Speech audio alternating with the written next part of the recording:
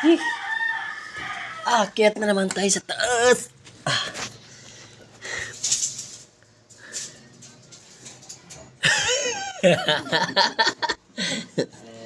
Halo bos. Kamang-kamang naman kita dide. Taas. Aray.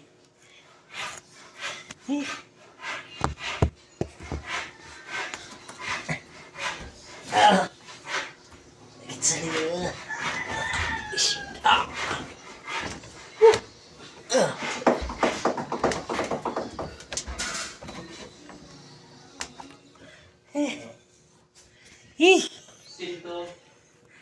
Ang init dito yan. Yung wiring dito. Ibang flexible.